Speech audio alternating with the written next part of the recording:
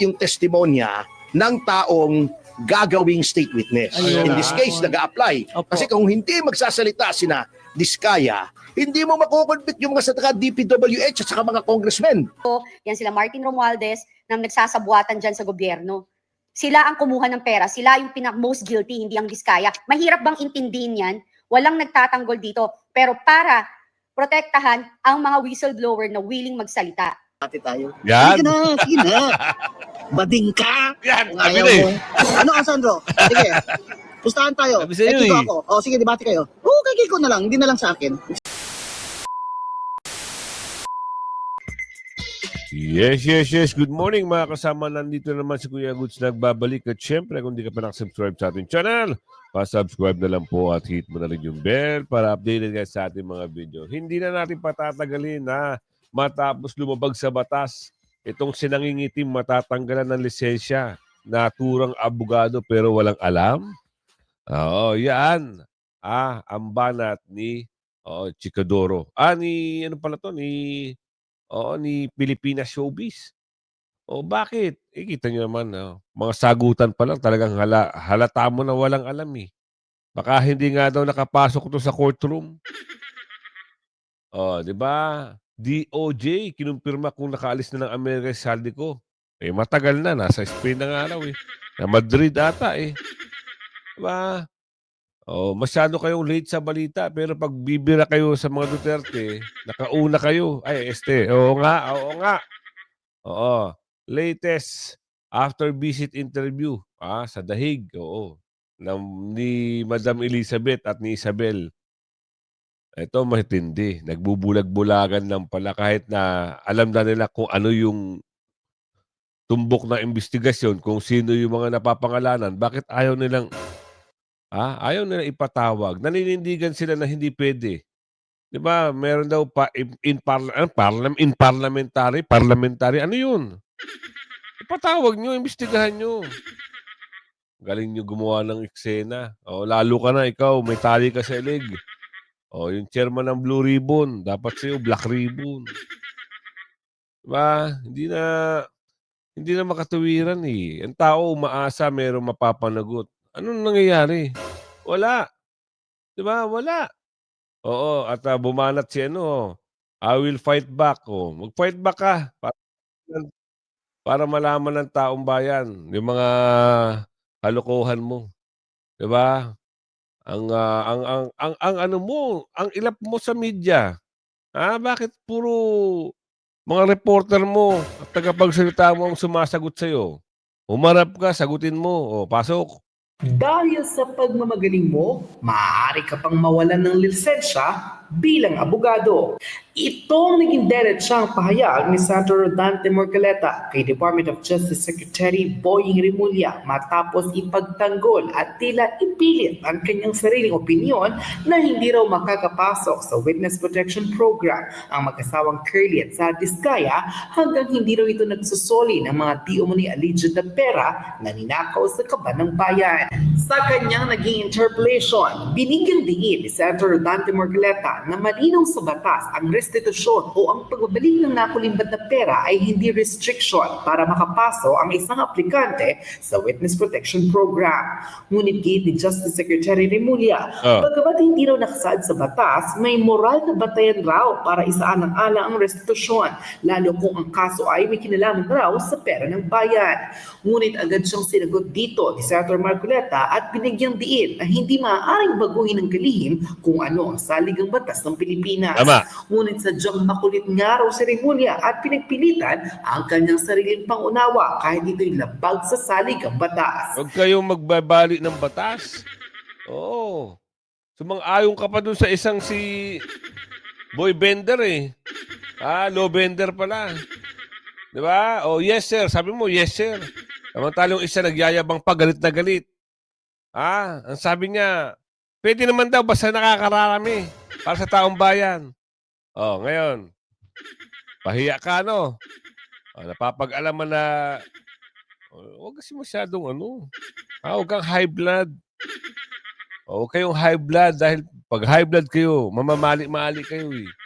Ngayon, paniniwalaan pa ba kayo ng tao? Hindi na nga kayo piniwalaan noon eh. Nagulat na lang at pumasok ang pangalan sa Magic 12.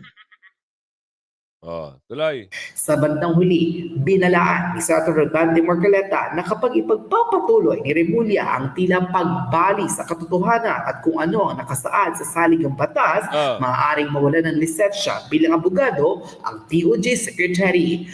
Bagay na sinangayunan ng veteran lawyer na si Attorney Ferdinand Topacio kung saan pinangaralan ang tila nagmamarunong na kalihim ng DOJ para lamang tila ipilit ang kanyang sariling opinyon na walang kinalaman at hindi papasa sa kahit na sino mang abogado. Tama. Narito at panoorin ng full video na umani ng samot-saring reaksyon matapos tapatan ni Senator Dante Marcoleta ang di umunoy pagpipilit ni Remulla na hindi maaaring makapasok ang mag-asawang Curly at Sara Diskaya sa mga witness protection program na inaalok sa mga whistleblower na naglalabas ng katotohanan patungkol sa mga maanumalyang kongresista na nagkulimbat ng pera ng bayan. Marcoleta hindi nagsisi sa kanyang banta kay Remulla na oras na baguhin ito kung ano ang nakasaad sa saligang batas, maaari siyang mawalan ng lisensya bilang isang abogado.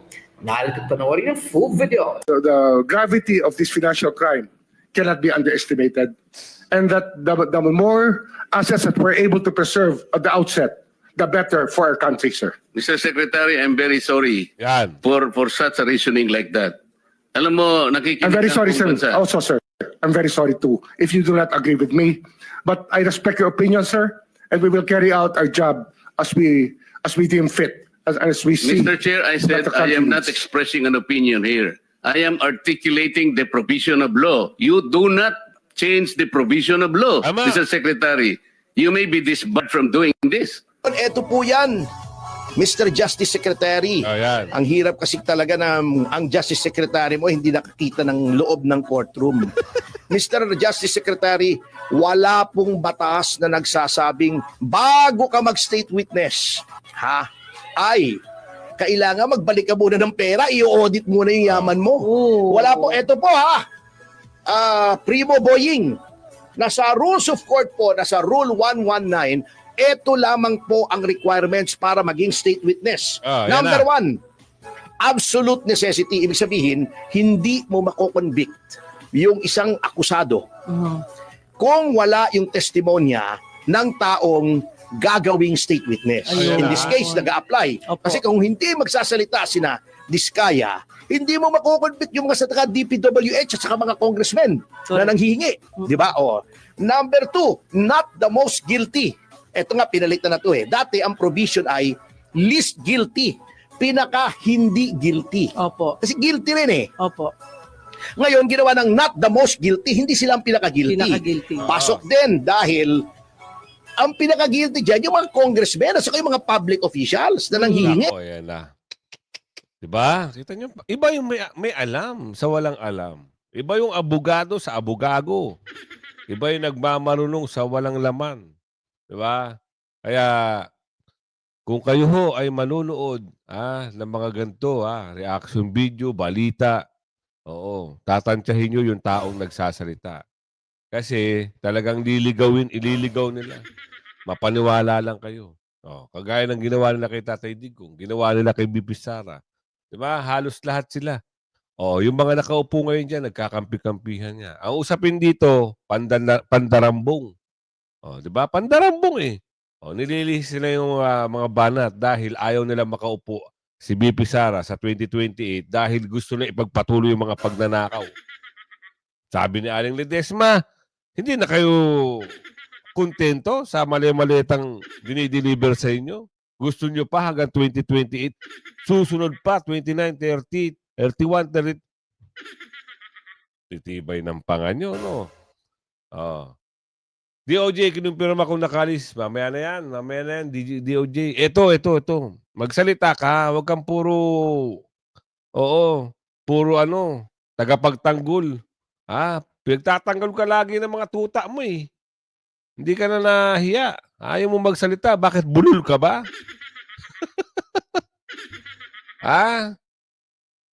Subukan mo muna humarap at magsalita sa media. Para naman malaman mo kung ano yung sasabihin sa iyo. Ganun lang yun. Simplihan mo lang. Magsalita ka, lumabas ka, Umarap ka sa investigasyon para sino ba ito? Pasok. Pilit na pilit. Yan naman ang giniit ni dating House Speaker Martin Romualdez sa muling pagkakabanggit sa kanya sa pagdinig ng Senado na kumikbak kumano sa flood control projects. Pati ang iba pang nadawit, umalma. Nasa frontline na balitang yan si Mon Valdes. Pinalaga ni House Speaker Martin Romualdez ang mga paratang sa kanya ng dating security detail ni Congressman Pansinin nyo yung paano nila i-deliver yung balita, ha? Tuloy. Zaldico na si Orly Guteza na may idinedeliver sa kanyang maleta ng pera na kickback umano sa mga flood control project. Git ni Romualdez, ang testimonya ng testigo ni Senator Rodante Marcoleta ay isang katha lamang. Desperado na raw itong hakbang para iugnay siya sa kickback scheme na wala naman daw talaga. Pilit na pilit daw yan. Nanahimik nga raw siya bilang respeto sa proseso, pero dahil daw nadawit ang pangalan niya sa kontrobersya, lalaban daw siya. Pero Sige, go! Yan ang inaantay ng taong bayan. Lumabas ka at magsalita ka. Oo, harapin mo yung mga nag-iimbestiga doon sa Senado. Hinahanap ka ng taong bayan, dalawa kayo. Dalawa kayo, Nico. Ngayon, sana magharap kayo, ha? Saka bakit ang tanong, bakit pinatitigil nyo yung investigasyon sa Kamara nung wala ka na sa pwesto? Yun lang ho, tanong ni Aling Ledesma. Pero nung una, nung hindi ka pa nakakababa at wala, nasa pwesto ka pa, ikaw yung nangungunang mag-imbestiga. Diba? Sabi mo, sige, tutulong ako sa investigasyon. Oo, nung wala na, sa tingin mo magigisa kasi wala ka na sa pwesto, pinatitigil mo na ngayon. Diba? Sinabi ni Garin yan. Totoo yan. Diba? Sinabihan kayo, na itigil na ang investigasyon. Pero bakit bakit taga-kamara nakinig? Hindi na to sticker. Ay, oo nga pala. Oo, dami lang pala yung bagong sticker. Sabi ni Aling Marie. Sa tento nyo mga kasama, ano sa palagay nyo? Diba? Lumabas ka, kasi hinahanap ka doon sa investigasyon. Oo, sabi ni Senador Marcoleta, yung big fish ang dapat managot. Hindi, lolokohin nyo na naman kami. Di ba meron ka pang, sa Okada? Di ba? Meron pa, di ba? Mali-maleta ho rin yun, sabi ni Aling Marie. Tapos ito na naman, mali-maleta pa rin. Tapos sasabihin mo parang malicious, hindi malicious drug. Oo. Kasi hindi naman magsasalita yan kung hindi totoo eh. 'Di ba? Yung mama na yung sundalo. Hindi magsasalita. Bakit alam niya ang bahay mo? Bakit alam niya kung ilan yung bahay meron ka? At bakit alam niya yung bahay ni Michael Yang na ngayon bahay mo na raw? Yan ang tanong. Pasok. may ebidensya. Git pa niya, kahit kailan daw, hindi siya nagnakaw ng pondo ng bayan. Hindi niya raw kailangan ng perang galing sa masama. Pumalag din si Congressman Eric Yap na idinawit din ni Guteza na nag-deliver daw ng pera sa bahay ni Ko. Git niya, hindi siya tumanggap o nag-utos na maghatid ng pera kaugnay ng flood control project. Wala Talaga? ang katotohanan. Kung magkakaroon ng pagkakataon, haharapin daw niya si Guteza pero sa tamang forum daw kung saan marerespeto ang kanyang mga karapatan. Si Senator Chis Escudero iginiit na mukhang may planong siraan ng Senado at mga senador para ilihis ang atensyon ng publiko mula sa mga tunay na sangkot sa katiwalian. Tama. Sabi ni Escudero, bakit puro senador ang itinuturo? Tama. Ito hindi binanggit ni Bernardo sina Congressman Martin Romualdez at Zaldico. Magsasampa raw siya ng reklamo laban kay Bernardo dahil wala naman daw basehan ng mga paratang.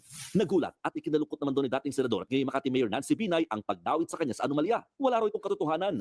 Ginagamit lang daw ang pangalan niya para malis ang atensyon sa mga totoong dapat panagutin sa issue. Si Executive Secretary Lucas Bersamin naman, marinding pinabulaanan ng paratang na may naghatid sa kanya ng 15% na kickback para sa 2.85 billion pesos na proyekto. Git niya, walang kinalaman ang Office of the Executive Secretary sa paglalaan ng pondo para sa mga proyekto ng DPWH. Habang si DepEd Undersecretary Trajib Olivar na pinangalanan din ni Bernardo, itinanggi ang paratang. Handa raw siyang humarap sa anumang investigasyon, pero mag-leave of absence daw muna siya. Sinusubukan pa namin kunin ang panig ng iba pang mga dinawit ni Bernardo. Nagbabalita mula sa frontline. Humarap kayo. Sagutin nyo yung sinasabi ni Bernardo. Baka nga totoo. Para malaman ng taong bayan. Huwag yung puro sarswela lang. Diba? Kasi anong nangyayari ngayon, nagbubulag-bulagan na, kitang-kita na, diba, harap-harapan na. Meron tinutumbok na pangalan, bakit ayaw niyo ipatawag? Kaya sabi ni Miss Cathy B, naglakso, nagbubulag-bulagan. Ayun ang title, Napakinggan natin, Mabuhay sa mga hindi nakakaintindi kung anong naratibo ni Senator Rodante Marcoleta huwag kayong magpakabobo or Yan. magbulag-bulagan. Ang pinopoint out dito ni Senator Rodante Marcoleta is paano pa lalabas ang ibang gustong maging witness kung piling-pili lang ang kanilang ang tawag yung desisyon. Porke ba sa kanya galing, siya ang nag-open at ang Diskaya ay nagsalita nung panong siya ang what you call this, Blue Ribbon Committee Chair? Bakit yung mga eto ngayon na lumalabas na eto pang mga taong to, si Hernandez, si Bryce Hernandez, si Alcantara, etong mga to, inubos ang pera sa casino. Nangungumisyon to. Kumukuha lang to ng pera. Tapos dapat, ang pabalikin nila ng pera, yung mga yan, plus yung mga politician na nabigyan ng pera. Hindi lang contractors. Ang contractors, gumawa yan ng proyekto. Namuhunan.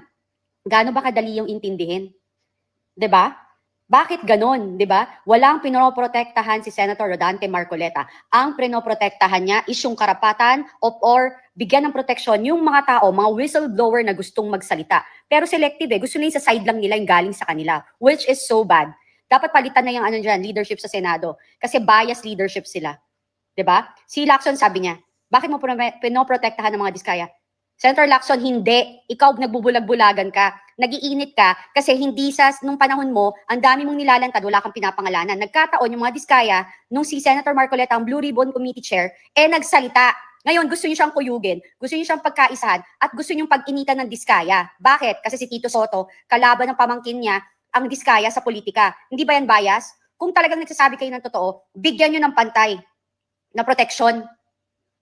Tapos ngayon, eto pang mga to, mga nagnakaw, yan mga tunay na magnanakaw. Yan nga yung mas highest yung mas mataas ang kanilang kasalanan kaysa sa Diskaya. Bakit kamo?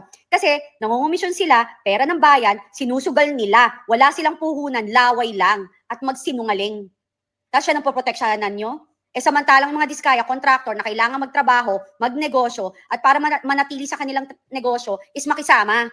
Gumagawa ng proyekto. Itong mga to, mga magnanakaw na literal, kasama yung mga si Saldico, yan sila Martin Romualdez, na nagsasabuatan dyan sa gobyerno. Sila ang kumuha ng pera, sila yung most guilty, hindi ang Diskaya. Mahirap bang intindihin yan? Walang nagtatanggol dito. Pero para protektahan ang mga whistleblower na willing magsalita. Good luck sa inyo. Tapos meron pa tayo dyang lawmaker, Ben Dalo. Tapos yung DOJ Justice Secretary natin, nagdadrama pa kung ano yung pinananawagan ng mamamayang Pilipino. Bakit pinananawagan ng karamihan din na si PRRD ibalik sa Pilipinas? Anong ginawa mo? Kaya pala Ben Dalo, kasi you bend the law. Treason yun. Justice Secretary Remulla. Treason yung ginawa nyo. Diba? Binen nyo yung law. So aminado ka na you're bending the law. Tapos yung isa pa, si Eric Sylvester. Sanay kasi mag-bend ng law. Kaya sabi niya, bend the law. Diyos ko, Panginoon, ang baboy. Ang pangit ng image ng Congress. Ngayon, pumapangit na rin ng image ng Senate. Good luck. Halos totoo yung sinasabi ni Miss Cathy Binag. Kasi, bakit mo kasi sinabi yun? Mr. Sylvester is talang. Bakit mo sinabi na bend the law? Diba? Ito, paghahanap kay Saldico. Totoo ba yan? O ilang araw na lang ho? 3 araw na lang ha? O, binigyan ni new chair, new sticker. Ano pangalan na to? O, diba 10 araw, lumipas na iba. Palabasin nyo na si Ko.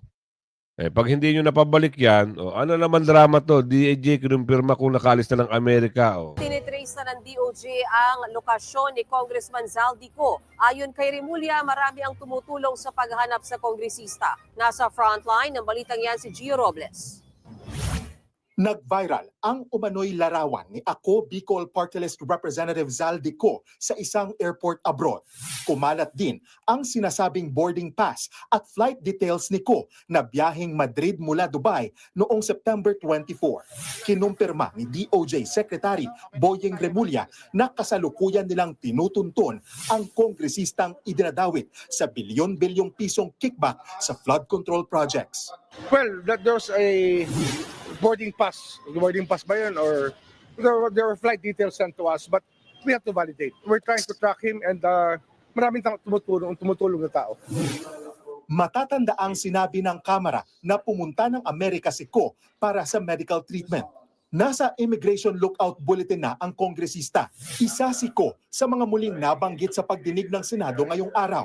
Nasa Protected Witness Program na ang nagsiwalat sa kanya na si dating DPWH Undersecretary Roberto Bernardo. Pati ang anak niyang si Ellis Ko, pinapauwi na ang kanyang ama. Dapat daw harapin ng ama ang mga akusasyon. Nahihiya raw ang batang ko at walang ibang gusto kundi malaman ang totoo. Sino mang mapatunayang guilty ay dapat daw managot kahit pa ang sariling ama. Ayon kay Ellis, tatanggapin niya kung itatakwil siya ng kanyang ama kesa makitang naghihirap ang milyon-milyong tao dahil sa ginawa nito. Good job yan. Sa ilang ulat, nakasaad na shareholder din si Ellis Ko ng 2 kumpanya ng kanilang pamilya base sa mga dokumento ng Securities and Exchange Commission o SEC. Nagbabalita mula sa front. Nako, yan na. Shareholder ang bata. Pero maganda yung sinabi niya.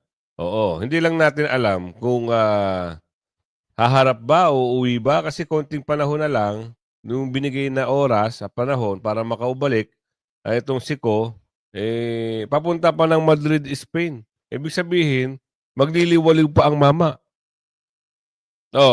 Isipin nyo nga. Kasi kung may balak umuwi, may balak. Uuwi. Pupunta ng Spain Dapat kung galing ka ng Dubai o galing ka ng Amerika at gusto mo nang harapin ang mga dapat mong harapin, umuwi ka na.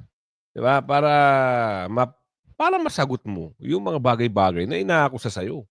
Simplihan mo lang. Sagutin mo lang doon. Ituro mo lang si Balulong. Tapos. Idiin mo nang idiin. Sila ang may pakala. Tapos ang usapan.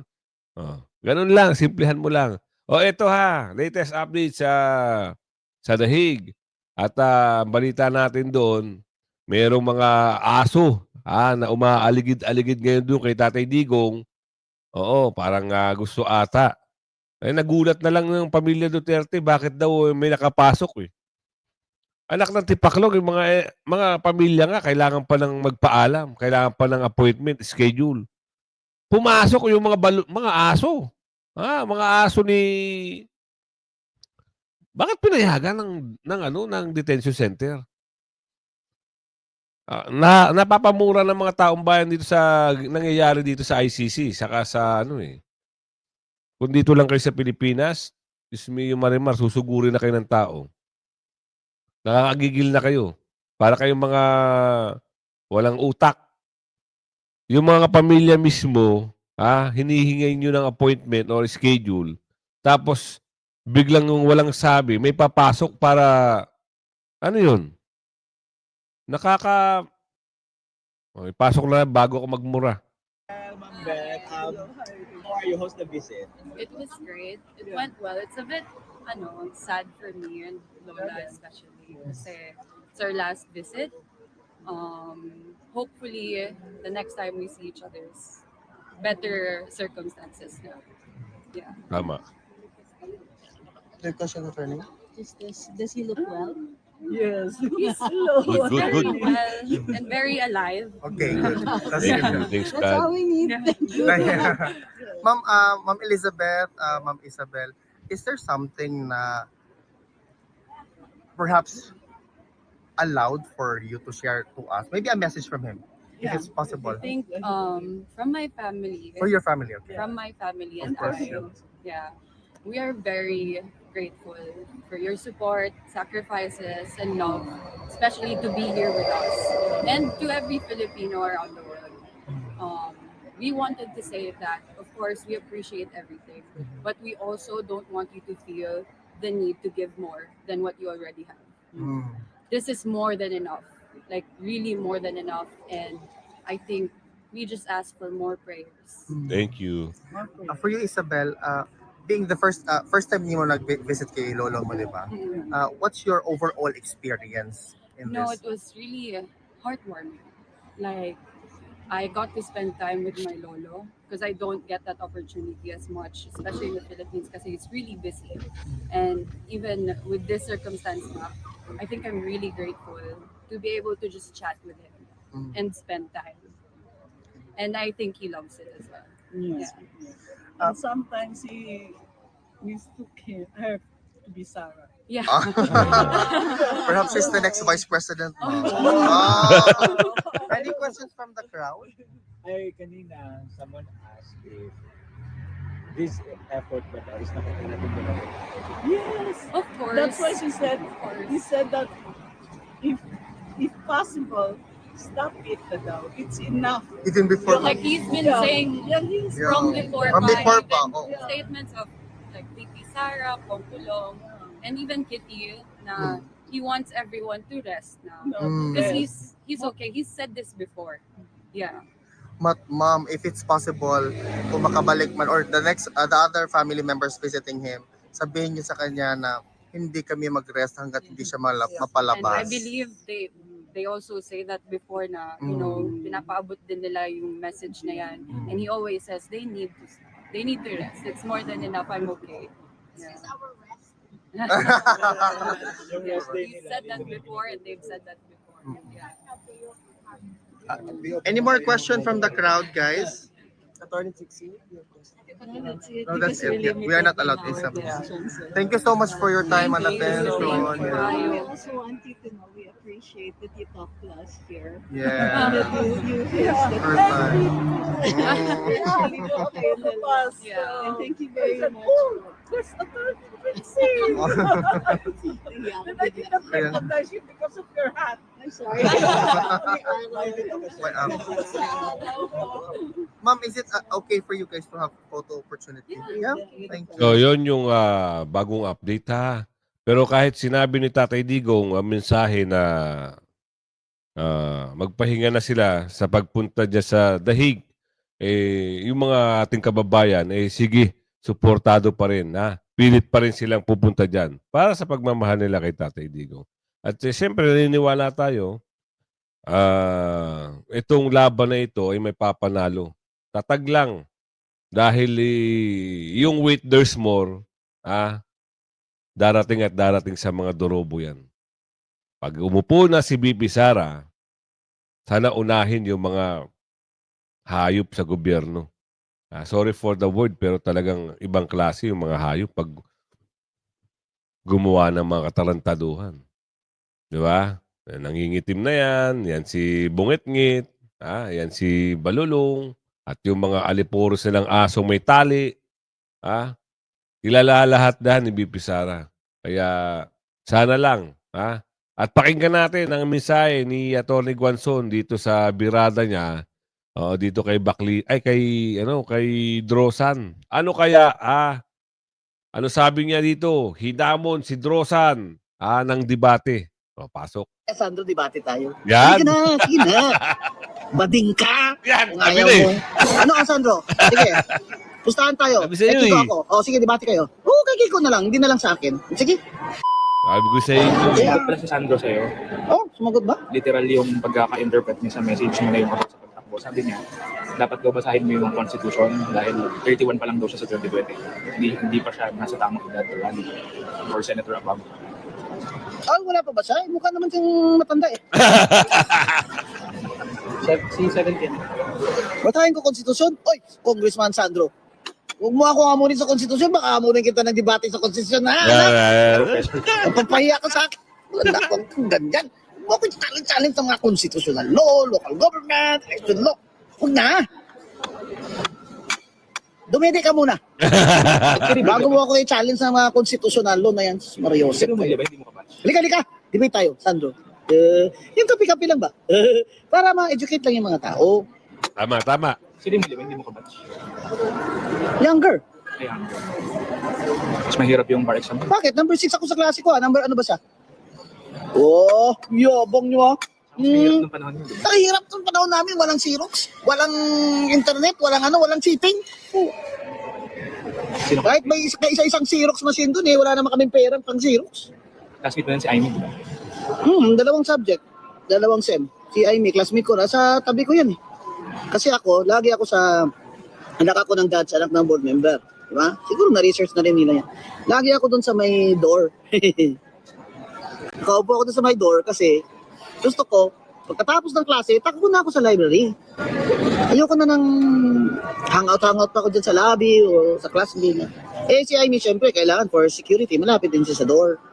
Kaya naging seatmate kami sa dalawang klase. Subject. Away na sila ng kapatid niya. Tagal na. Huwag nyo nga ako mamuna ng constitutional law. Sus ko po, baka... Ilang years kang professor sa UP? 8. May libro pa ako sa local government code. That's also constitution, part of the constitution. Part of political law. Talaga? Sinagot ako ni Sandro na should read the constitution. Eh may malay ko ba kung ilang taong ka? Yung mukha ka naman matanda. Alam mo yung mga power trip ng mga tao, nakakatanda yan eh. Tingnan nyo, Mama Bing, oh. Beauty, di ba? 68 years old lang. Oh, baka ako, di pa ako qualified eh kasi. Yung mga ano nyo, pag nanakaw nyo, nakakatanda rin yan. Ito, may nag-reply nga, mas mga, it means hindi lang ikaw, we should read her statement very well. Ito kasi yung sabi mo, mark my words, Mark my words, walang boboto sa Marcos sa 2028, kawawa ka, Sandro. Oh, ano ang problema doon? Ang sagot niya, alam niya po ba kung anong edad ko? I'm 31, so in 2028, I'm not qualified to run for Senate, VP, and President. Bakit? Ang sinabi ko ba sa... As Senator. Akala ko ba nag-graduate ka saan ka nag-graduate? Sa Australia? London School. London School daw yun. Australia yung nag-graduate London School siya. Tapos sabi niya, I'm young. Baka sa London Bridge. I'm young. My suggestion for her is to better read the Constitution first before she speaks. I'll read the Constitution first before I speak. Halika, Sandro, debate tayo. Halika na, sige na. Bading ka kung ayaw mo. Halika na. Chance mo na to. Napakita sa lahat na itong si Commissioner Attorney Rowena Guanzon ay ampaw. Hindi talaga Ayan na, kung umabot sa video natin ito kita nyo naman, nababalita. Malantik din ang kamay. Kung hahamunin nyo ng debate ito si Atty. Rowena, hindi kayo mananalo. Promise. Promise. Marami nang sumubok pero hindi na... Kasi alam mo, matalino to.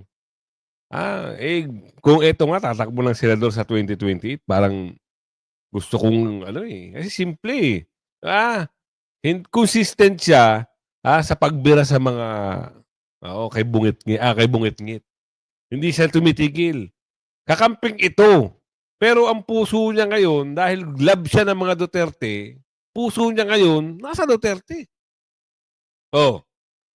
Wag lang sana magbabago. Atty. Guanzon, pagpatuloy mo lang yan. Birahin mo ng birahin yung mga magnanakaw. Para sa 2028, maisingit ka, di ba? At siyempre, gusto namin yung matatapang. Kagaya ni Senator Marcoleta, ganun. Magsama-sama kayo doon sa Senado. O yan, kung umabot ka hanggang sa muli, like, share. Bye-bye!